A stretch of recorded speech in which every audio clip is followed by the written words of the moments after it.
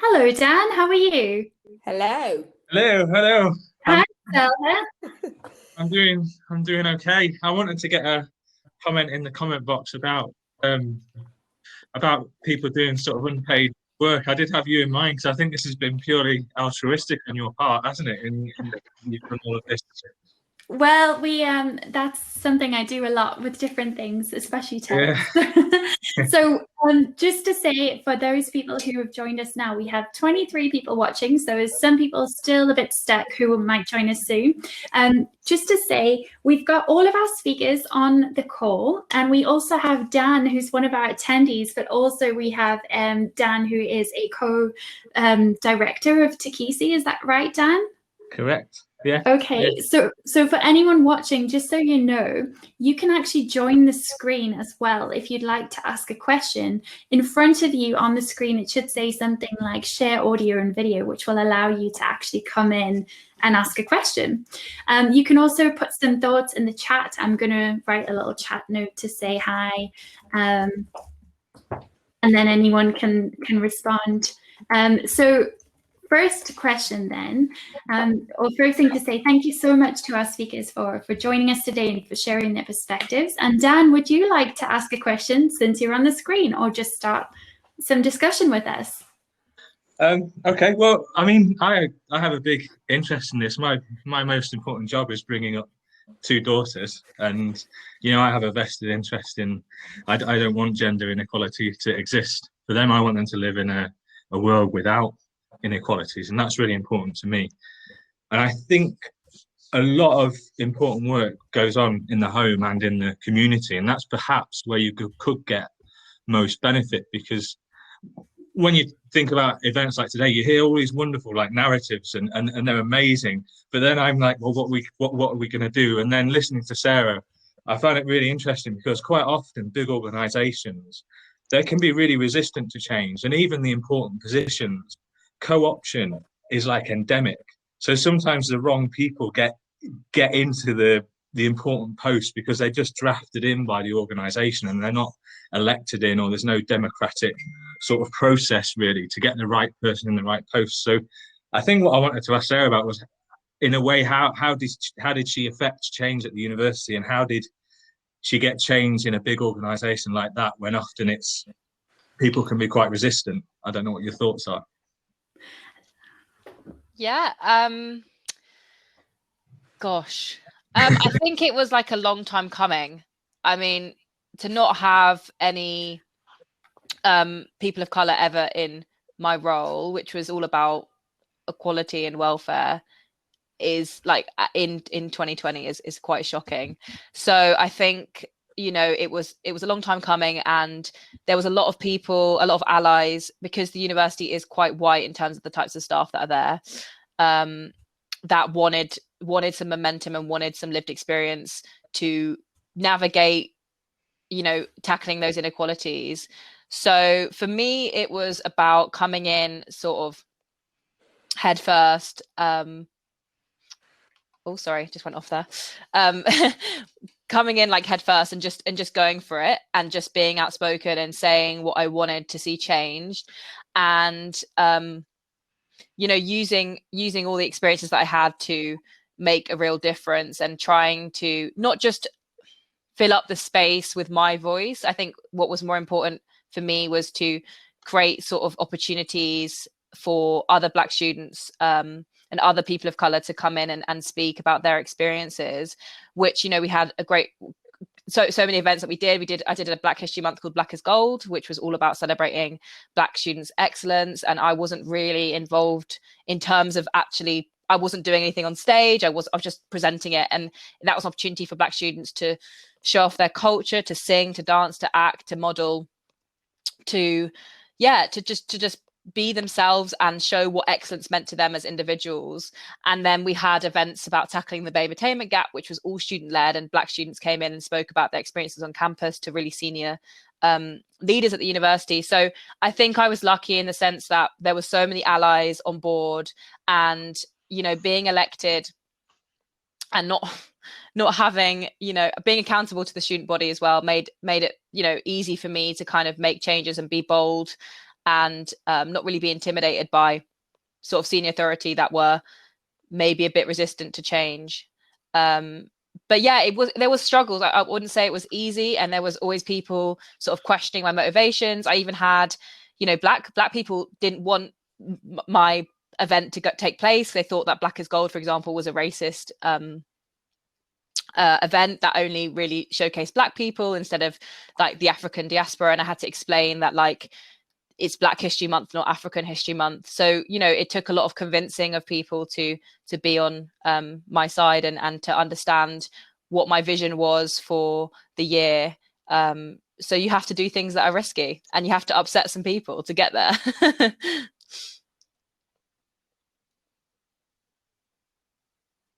To say that you probably did have some upset people, but I remember watching that campaign happen, thinking the energy and the excitement on campus around this, it was such a different initiative, and it was really brave, actually. I thought it was excellent. So thank you for sharing that, Sarah.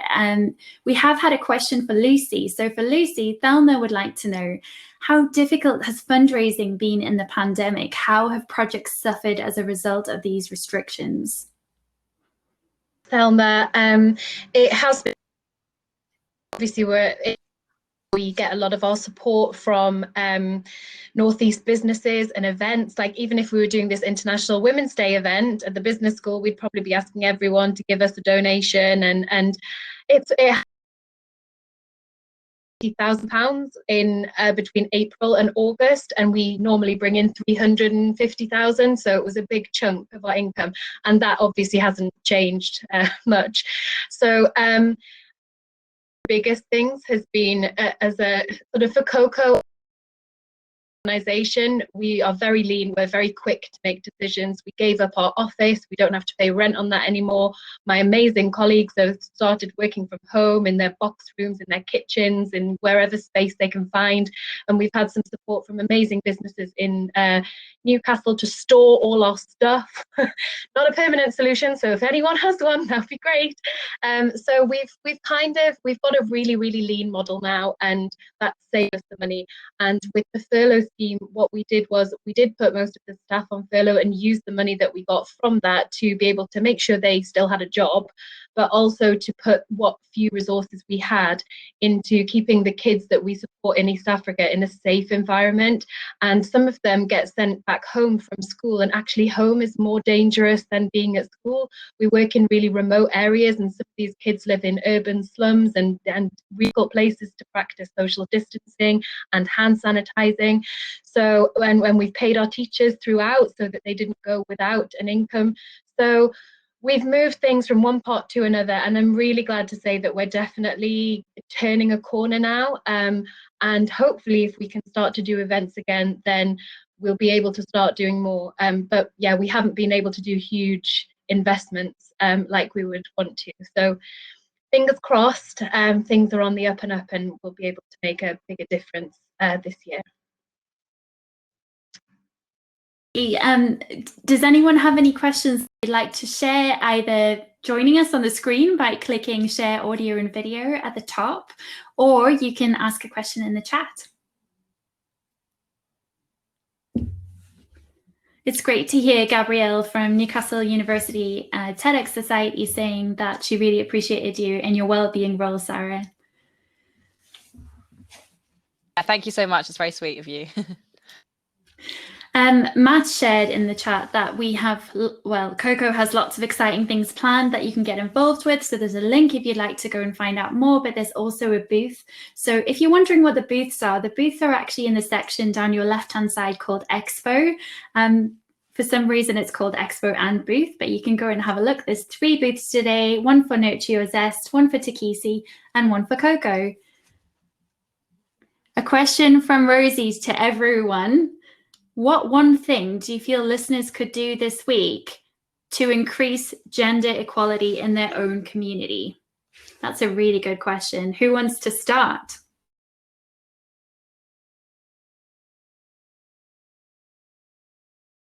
I think just first of all, raising it, and just because sometimes the biggest thing that somebody can do is actually raise awareness of it. Sometimes people are just not, because the culture is what it is, whether it's within an organization or a community, they're just not aware of it, and it's just the way they do things around there. So my first thing would just be to raise awareness of it and sort of educate people, because there are assumptions that have been made. There are lots and lots of assumptions that people have made, and just sort of raising the voice of those assumptions it's yes, you may meet some resistance. Of course, there will be those who'll be like, well, people who are not so great at change.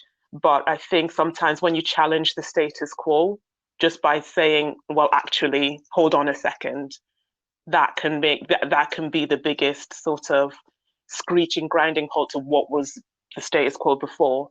So I would just definitely say, just raise awareness, whether that is just talking to somebody, or thinking about an event, or even whatever that is. That looks different depending on where you are, but definitely just putting your hand up. When we're saying choose to challenge, just putting your hand up and say, actually, this is what I want to do, and sort of also finding backers and somebody to sponsor you who will have your back 100% is really, really key. So those are the two things I think this week. So seek someone to back, and just sort of raise your hand and just sort of start to challenge. What about Zelha? Do you have any top tips for how you would tackle or how you can increase gender equality in your community? And you have a very global community, so what are you going to be doing? I think for me, the first, what comes to mind is maybe educating ourselves on what is happening within our communities, because you'll find it's surprising how many times you meet someone and they tell you, I do this, we're actually here and there, and they'll be like, what? It's like no clue. And everybody, if you ask them to give you an example of an organization that was doing something similar, they will tell you somebody maybe in the US and in London and all that, when actually just within our communities we've got all those other all those small communities or organizations doing amazing things. So I think just educating ourselves about what we have within our community, because you'll find that there's a lot that goes on and we just don't know. Sorry. So we're getting lots of good questions, and we've got quite a lot to work through. So just so you know, if anybody does need to leave, we are recording this so we can share it after. But it would be really nice if we can finish these. So Sarah, is there anything you would like to encourage people to do in their community for gender equality? Yeah, I just think really understanding individual experience, because even within a community where maybe you have all come together for a specific reason, maybe if you're all Black, for example, or you're all from the same area, there's going to be diverse experiences within that, age, maternity, for example, sexuality, whatever it is. And I think by understanding individual experiences with, as women, then we can start understanding how best to kind of approach tackling gender inequality. We haven't got this one homogenous experience. Like, look at the panel that we have today. We all come from different areas. We all are from different backgrounds and lived experiences. We don't share the same experience. We connect as women and women of color, but we don't necessarily have the same journey. So it's important to kind of understand that and really hone in on what it means to us as individuals and what it means for gender equality for us as individuals and what our experience have been. And then we can start to think about how we can uplift women and empower women. Well, thank you. For me, I've just got a quick point about what I would do. What I think can happen is I just love telling stories, and I love creating platforms where people can share their stories and have these conversations. So I think what I will be doing as I choose to challenge today or in my community is just to keep having conversations with different people from different perspectives, and I think that's a really important way to learn. So Luce, I know you've got a question, but you also can comment yourself on what you will be doing to help gender equality. I think it's a really interesting phrase to use community, because for me, and I'm sure it'll be the same with everyone else, you come from so many different communities. I've got my work community, my family community, the place where I live in Gateshead community, and they're all very different. And I know that gender equality is a huge issue, but I have been somewhat sheltered from that in the work that I do. I work in the charity sector, which is predominantly female. I know that there's some differences in salary, and women aren't paid as much as men, and we pay the living wage at COCO as a minimum, but I think it's really important for us all to hold each other to account across those different communities. And that to my question that I had for the other panelists, which is I do loads of networking in the Northeast. I wouldn't be able to do the work that I do if I didn't, but I don't do enough networking with Black women or men, and it's not a best events that I've ever been to was one that Sala put on for Teakisi, and I loved the fact that there was some incredibly strong Black women teaching me things that I just had no idea of at the age of, I think I was like 38 or 39, and I didn't know some of the challenges that Black women were facing on my doorstep, and I consider myself to be a fairly well-educated human being. So I want more education, and I know Ngozi mentioned that as well about, or somebody mentioned about knowledge as power. That's so important as well.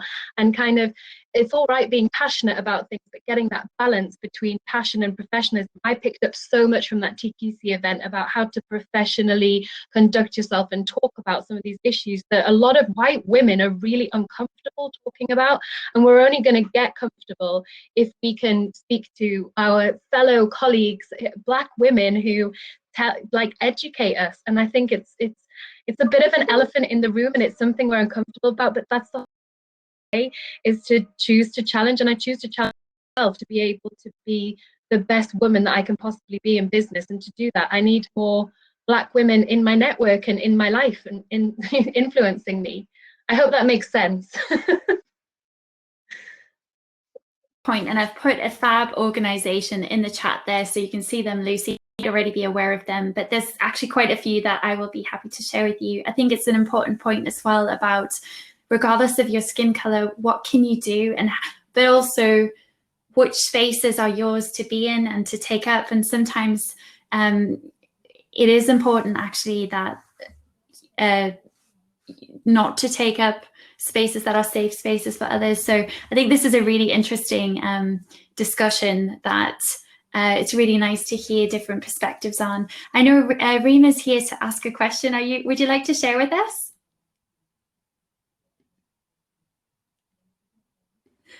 Hi, everyone. Hi, thanks for joining us. Sorry, I had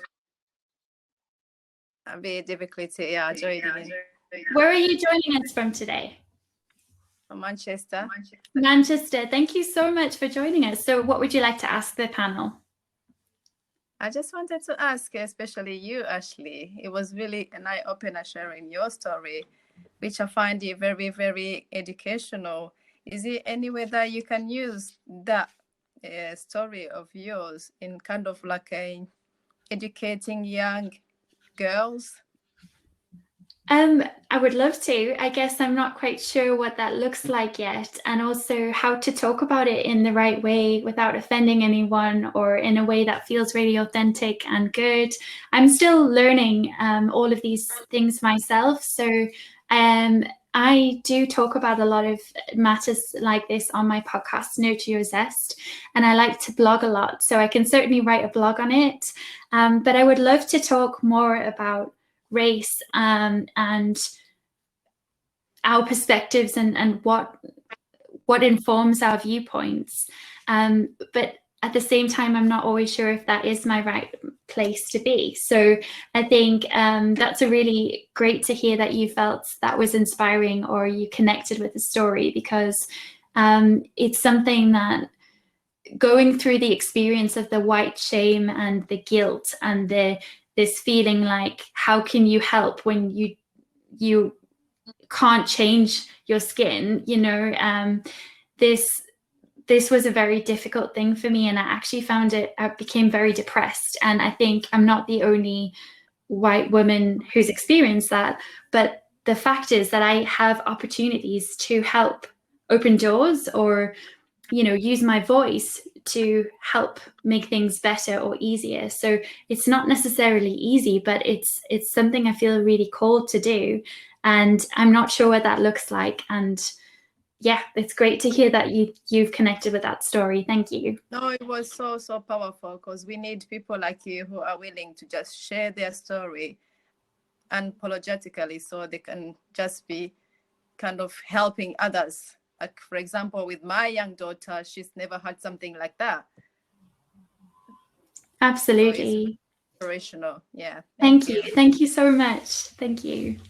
We've got some other questions that I'd like to invite some of the other speakers to answer. I'm just going to have a quick peek so to make sure we haven't missed anything. So for Ngozi, how do you manage how can you encourage more Black people to become magistrates? And are the numbers reducing? And this is in the UK, I guess, we're looking specifically at. That's a great question. So I strongly advise. So the question was how to get more people into the magistracy. Was that the question? Black people. Yeah. First of all, go to the website and get more into. So it's a .gov website. If you just put magistrates.gov.uk, you can get all the information on how to apply. But I think definitely that it's definitely something that more people of color should be involved in. The latest stats that came out was, I think, the percentage of BAME people, and that's a phrase I have an on-off relationship with, is I think it's around about 13%, which for me, I don't think is necessarily enough. And I think that, and that went up from, I think, 8 or 9% 7 years ago. So it's taken a long time to get to that stage. And we definitely need younger people. So definitely, when they say younger people, I always say, under the age of 30, because from 18 upwards, you can be a magistrate. So if you want to give back, it's not a full-time job, it's a voluntary role, but you will learn a lot. So definitely go to the .gov website about magistracy, see how you can apply. It is a bit of a long process. They are working on it, but definitely do it. I'm sorry, I didn't get the second part of the question. I think you answered it. So we were asking about the, have the numbers gone down? Do you have any comments on, have the stats changed? Is it an increasing trend or is it going down?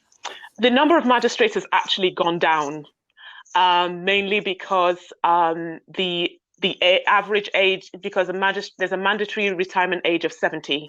That's being reviewed at the moment, and about 82% of magistrates are 50 to 59 plus. So there is a little bit of a problem there in terms of recruiting younger people. I think there's about 5% that are under the age of 30, and we definitely need more. We need younger people. We need those with different perspectives, different backgrounds, etc. So definitely, yes, of course, it's challenging the magistracy. You will hear things and do things and stuff like that. But for sure, I definitely want more Black people to be in the magistracy. It would be just an amazing thing to see and get that 13% up to something a little bit more representative. Absolutely, thank you. Dan, great to have you back. I saw your question in the chat. We just didn't get to it yet. That's okay. Would you like to ask it? Yeah, my experience of working in healthcare is that we've had a real surprise during COVID about, how many people perhaps don't have access to simple IT, or if they do have it, then they don't have the literacy, and the ability to use it to its fullest extent. And that's really held people back, in times of isolation and also in trying to access healthcare, because a lot of it has been so digital. So I was going to ask a cheeky question to Selha to see if she would give us her perspective about digital literacy and how important that could be with these issues. Not to put you on the spot. Dan, at the moment, I don't know if you're aware, but on the African continent, I think there's about 22 or 23% of women who use the internet. So 23% is really, really low, especially when you take into account like what has just happened, you know, with a pandemic. All of a sudden, you know, everything shut down. We have so much over here, you know, we have everybody being followed or all these kind of things going around. But when you talk about the people on the continent in Africa, most of them, it's like the job stopped, that's it. No food, no income, nothing coming in. So to a lot of, unfortunately, the women seem to be the ones who are always suffering. So a lot of African women are not using internet for their own good. They seem to be using it to just chat, but that's not because they just love chatting, which I don't mind them doing, but it's because they're not educated enough to feel like they can use, let's say, the smartphones to better themselves. So you find digital literacy, this is where it all comes in. We need to be able to teach women to not look at, let's say, a phone in front of them, whether it's an iPhone or whatever, and just think, I'll take nice pictures, I'll just chat on WhatsApp and that's it. They need to be able to use that to let the world know, because we have all these social media platforms that are free where they can share their own skills. The little, you know, they're good at cooking or they're good at making jewelry and all kinds of things. So empowering them digitally is really, really important. But also, it doesn't just stop with the African community in Africa and over here. We also have other people, members of our community, who do not use, who don't have the skills to use social media or their own phones to do that. They just pick up a phone, especially those who are like who are elderly and live in and stay in homes. They just pick up a phone. I'll just speak to my daughter, my son, and that's about it. They don't know about FaceTime. You can actually see all these things. So definitely, I think the pandemic has brought a lot of things, you know, to the forefront for us to try and make changes. And I hope Teakisi can play a role in doing that. I was hoping you would weave in what educational resources you've got in Teakisi for doing that. Oh, thank you. Yes, yeah. I do blog. Sorry. I do blog. I do blog. I do teach people to blog. I do teach people how to promote themselves. And at Teakisi, we also promote your organizations through articles that we write, myself or others.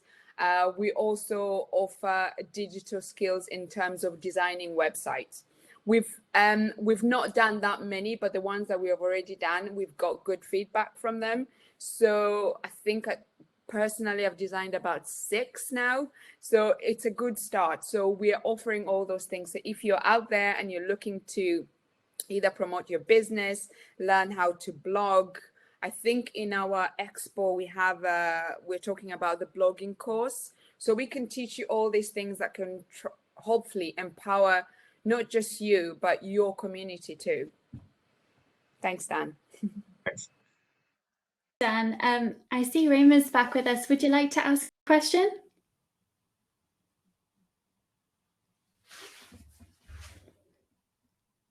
I'm not sure if she heard me, but Lucy, do you have any thoughts on just digital literacy and the importance of it in the work you do? Yeah, well, it's been huge. It's been a huge problem for us, obviously, in East Africa. And at the moment, as soon as the pandemic hit, we were like, why haven't we raised more money for tablets before now? Because people once our kids leave the schools that they're in, and a lot of them board at the schools that we operate because they're in such remote areas, but once they go home, they don't have access to the internet. So even if they had a tablet, how much access are they going to get and how useful is that going to be? So we have been working in close proximity with a couple of different organizations that are looking at tech in the developing world and how we can use different solutions to make sure that kids have tablets with information on them that they can use offline. So it's a huge issue across the developing world, and I know that there are larger charities kind of rolling these things out, but typical everything in a smaller charity, we're kind of doing it a little bit at a time with the resources that we have. But there are so many young people that even if they could take one home, they wouldn't have access to the internet or even electricity to charge them. So we're looking at this at the moment, and I really hope that we'll be able to do more with it, because I don't think we've spoken about it, but COVID has started to increase in East Africa recently, and as we seem to be coming out the other end, cases are increasing in Tanzania and Kenya, and there's a potential that the schools will close again. And with the Easter holidays coming up, as an organization that funds schools that are predominantly boarding schools, we know that the kids would be safer at home, and so did the parents know that, and so did the students. So there's a massive desire to stay at school and stay together and not go home. But if the government closed the schools, we won't have any option but to send kids back. So it's a huge barrier. Technology is one of the things that everybody should have access to, but it's also a barrier here in the West End of Newcastle and in other areas that are, suffering from poverty. It's not just overseas, but it's an issue that we have right on our doorstep in the UK. So making technology accessible for everyone is a huge part of the Sustainable Development Goals as well. And I just hope that we get there later. Absolutely. Thank you for sharing that. And sorry, yeah. Can I just speak to Lucy? Is there any way we can donate any sort of tech and stuff like that? I know I have like old phones and stuff like that, so in my drawers I upgrade and I just kind of forget about them. So is there any way you can we can donate tech, old tablets, old Kindles, or anything like that? Because I've got an old Kindle that's preloaded with some books. I can sort of get rid of that. Is there any way we can donate any tech to you? On a one-to-one basis, Ngozi, that would be really good. Sometimes we get really great people wanting to donate things, but they'll be like, those giant computers from like 1982, and we've got to ship them out, and it's more expensive to ship them out than it is to buy them in Nairobi or Dar es Salaam. But we can always, smartphones are incredibly expensive overseas, so any smartphones that are wiped and could be used on any network are useful, and we can either send them out, or God willing, if we do get to go to Tanzania at some point to deliver training and overseas evaluations and all the rest of it, then one of us usually ends up taking a massive backpack full of stuff that does not come home with us. So maybe, if anyone, they just need to be fairly recent. I know that sounds really picky, but I don't want to give Tanzanians and Kenyans rubbish tech, because it's not really solved the problem. But I shouldn't imagine that yours will be very rubbish. No, I've also got things like portable chargers. You said there was problems with electricity, so things like portable chargers and stuff like that. Is that the kind of tech you would be looking for as well? Yeah, well, you could maybe we could have a conversation about that. Absolutely. Email or send me some pictures. I'll be like, that sounds great. Okay, for sure. Thank you. Excellent. Thank you so much. Well, we see we've had an important, I know you already know each other, but we've had an important connection today just with that. So in terms of time, I'm very mindful of time. So again, if anyone wants to leave, we will be closing soon. The event will finish at 3 in terms of what you're able to access, and we'll follow up with some recordings and things like that. We have got 2 questions left if anyone would like to stay and answer them. But are there any speakers who would like to leave or need to leave for any meetings?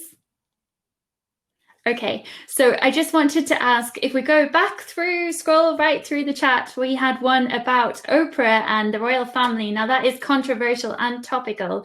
That for those who maybe aren't in the UK and are joining us from elsewhere, you may have heard about it too, but in the UK tonight and other places in the world, there is a apparently explosive interview happening between Oprah and Meghan Markle and Prince Harry. So we are curious about that, what that might be. It is a controversial thing, I think, the royal family, especially since we're in the UK. But since we're talking about race today and challenging inequality and social structures, any thoughts from any panelists on that? Ash, I've tried really hard to avoid any spoiler It's for this because it's on at 9 o'clock tonight, and my friends in the US and Canada have already seen it, so I'm ignoring them. But I've heard snippets on the radio this morning, and I think it's really important for everybody's voice to be heard. I know not everyone is a massive fan of Meghan Markle. I was a huge fan when she was in Suits, so as an actress. But then, you know, she gets a lot of flack, but the thing is, the royal family have for a very long time been promoting mental health awareness, and for Harry and Meghan to speak out and say that they have had issues with mental health, and actually that is a very brave thing to do. And I think to you know, cut her down, or kind of, you know, we've been talking about how important it is for women to hold up other women, and I think that's really important.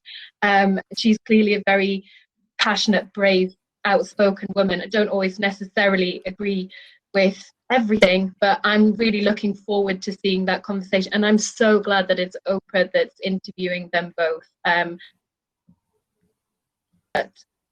Yeah, I'm not sure. I'm going to be stuck to my Twitter feed as well as watching it, I imagine, to see what the response will be. I'm excited about it too, and also haven't seen any spoilers. Any other panelists who'd like to comment?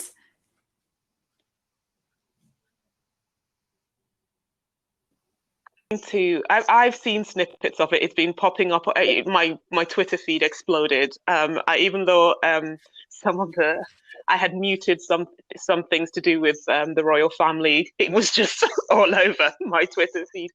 But I am interested in about what they've had to say about their views on, you know, their experiences. It will be a very interesting thing to say. It's not very often that there is a, you know, it's almost like from the outside looking in, even though they're part of the royal family. So that perspective will be very, very interesting to me when it's not scripted necessarily, when other royals have had interviews, so it's not as scripted. So it'll be very interesting to see what comes out as their experience, you know, Meghan as a person and both of them as a couple within all the communities, not just the royal family, you know, the Black community, all of them. It'll be interesting to see what they say about all of those kinds, you know, the media especially.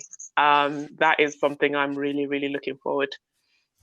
I think it's a really good point, actually, especially about the way the media have treated her, as well as many other members of the royal family in the past. And I think that is a problem in British society, that we do read so much tabloids, or you know, they wouldn't exist if people didn't read it or engage with that narrative. But I'm interested to see, with a open and curious mind.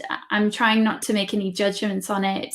I think they are incredibly brave to have left a very long-standing institution that is important, and I think there's a lot of value to the royal family. But I think actually just having the bravery to step up and say this is not okay, I'm really quite inspired and moved by that. We have got some other questions, so anyone else want to comment before we move on? No? Okay, good. Well, we're all keeping tight-lipped on that one because I think it is a bit controversial. So just going back through the questions, we had one. We've had quite a lot of comments about the term BAME or BAME. So for anyone who doesn't know that term, it's Black and Minority Ethnic, and that can be used as a blanket term. And it's challenging because the government, actually, that's their recommended advice. So it feels like the right word to use, but often in many communities it is not the preferred word. Any panelists want to comment on that?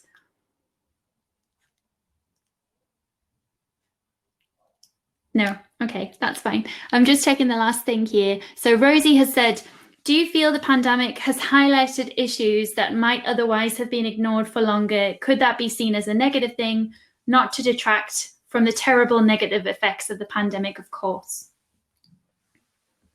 I'd quite like to comment here, just from actually like some personal experience. It was really interesting because it was at the end of my role when the pandemic started.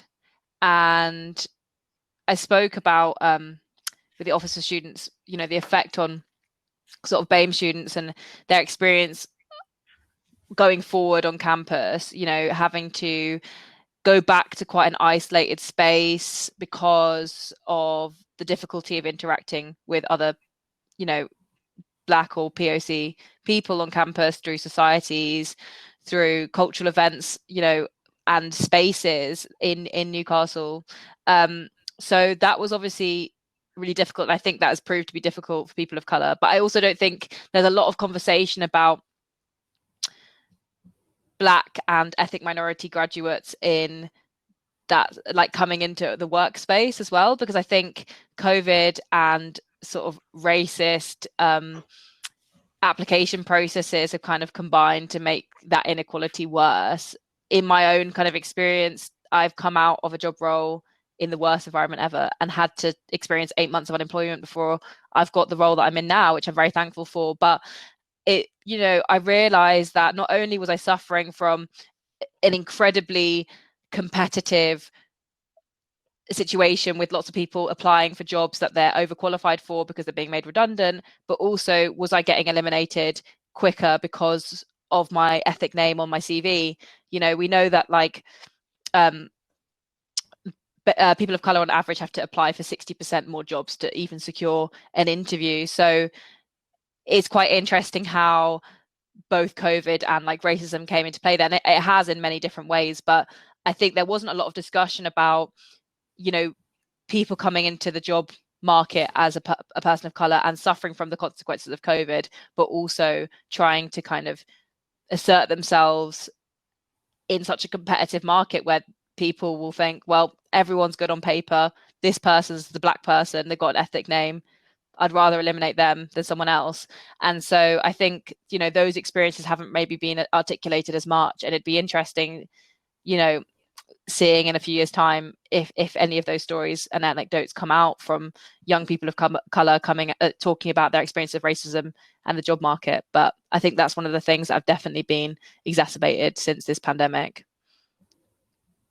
Absolutely. I'd like to ask if Ngozi would like to add to this. So we've been chatting recently about recent graduates and the support they might need, especially if you have various different personal characteristics or, you know, that might require or that you might need some extra support. But one of the things we've been talking about setting up is something around mentoring for women of color or students of color, recent graduates, to help with some of those challenges. And I think, Sarah, one of the things you're pointing out there is actually with the pandemic, not only were you going through the racism that you might already experience on campus or in your life, but it's also everything that was happening with the Black Lives Matter movement and everything going on across the world. And the fact you're in a pandemic and you had a job and you knew that you were going to need to find something else, and who did you have for support? So if I can invite Ngozi to add anything there, I think that would be great. I'm completely with Sarah on this in terms of, you know, COVID-19 and, you know, the application and recruitment processes, you know, all coming together in that perfectly imperfect storm of, you know, trying to find roles in this time. And as somebody who has worked in HR, it is very much an issue. And, you know, how do you go about doing that issue? And I think it's quite, I'm involved in some mentoring in regards to this area. And I think it would be a really great thing, because part of the reason is there aren't very many role models in this particular area that can provide support, you know, somebody could, you know, who could navigate that process. So I'm all for mentoring and reverse mentoring across the board. So it's not just, well, I'm older than you, so I have more experience, but what can those who are just graduating teach me about that, you know, what kind of perspectives can they do? Different sectors, you know, mentoring across sectors, for example. You know, I would, you know, it'd be great to be mentored by Teakisi. It'd be great. I would be up for that, because I'm all about wanting to learn and stuff like that. But having those role models in place to help them, support them through that process is something I'm very passionate about. So if any of the other panelists have any other ideas about that, that would be absolutely fantastic. But I think, yeah, COVID-19 has really highlighted the problem. And the sliver of a silver lining is that they're now having more conversations about it now, but now I think it needs to go to more positive action rather than just having the conversation. So yeah, that's sort of my view on it. Absolutely. Action is important. And I think one of the things that I always wonder is, how do you actually mobilize people and how do you get the buy-in and support? Because sometimes you can have these conversations like we're having now. And then in my case, I go and write a proposal and I state the case and the budget requirements and that kind of thing. And then it never goes anywhere. So I'm curious, we've got amazing people with us right now who are men and women leaders, in however they're leading in their life, and they're here with us today. How can we actually mobilize things? How can we take action?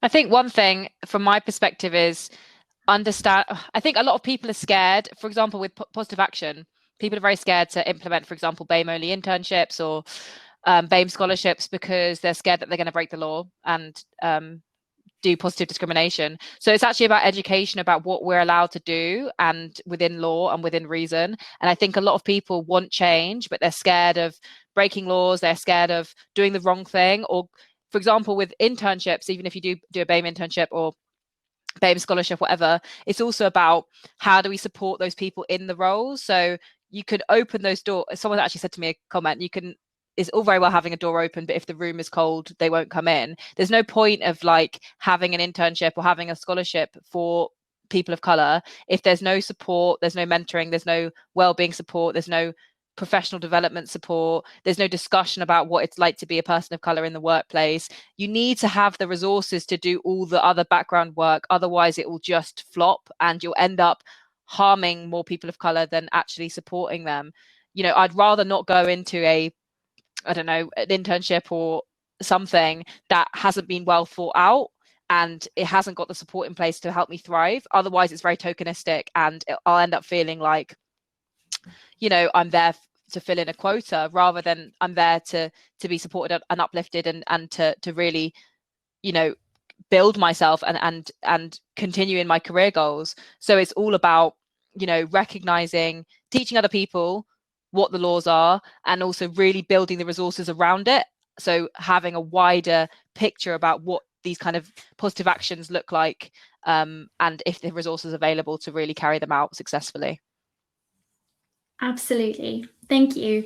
We're going to be ending. So if there's anything else you'd like to share as the last thing on your mind that you'd like to know. There may be. I can hear you, but there is a slight lag, so it might be my side too. But that might be a good point for us all to end now anyway. Yeah. Just until Ashley joins us again, I was just going to say from an international development perspective, one of the biggest challenges we have at the moment as a small charity based in the northeast of England is like diversity, but genuine diversity. Like everyone on our board is white, middle-aged and predominantly men, and it's something we're actively trying to change, but we're tokenistic about it. But we would like more young people, we'd love some people from Tanzania and Kenya, because that's ultimately where we were, being where we are. But I think some of the great things that have come out of this horrendous pandemic have been that we can now have meetings with people in Kenya, Tanzania, Ghana, all over the world. Really good for us. I attended a conference the other day and they were all female speakers who were members of Parliament in Ghana, Nigeria, South Africa, all over the world, and I learned so much from that. And I think the NGO sector as a whole is going to have to do a lot more work to make sure that they are hiring people in the countries that they're working in, and not just a bunch of white people living in London in fancy offices going out to Africa and doing what they think is a good thing. And I know that I'm acutely aware of the fact that that's what a lot of our sector do, but that has been a change that has been long overdue, and I think the sector is being forced to do that now. So something positive can come out of it, then hopefully that's it. I mean, we've got 2 new members of staff in Kenya and Tanzania now. It's something we've wanted to do for years, and the pandemic has forced us to do that now, and hopefully we can do more of it as time goes on. So. Excellent. Stick Thank that in you. there. And I have no idea where I thought Ash it was has gone. back. She's not been Oh, not gone anywhere. just not for Lucy. Not for Lucy. Yeah. Sorry, everyone. Is I she was there? sitting here thinking I was lost. As you can tell, we are learning a lot about Okay. this platform today. Yeah, I know it keeps freezing, but no, you've not gone anywhere. Okay, good to know. Well, we've had some really lovely comments. Thank you so much to everyone who's joined. I think something to say is we will follow up with some information after the event about how you can stay connected with the different organizations, and also some of the resources we've shared today in case anyone would like to see that, but also some of the recordings in case you'd like to access those.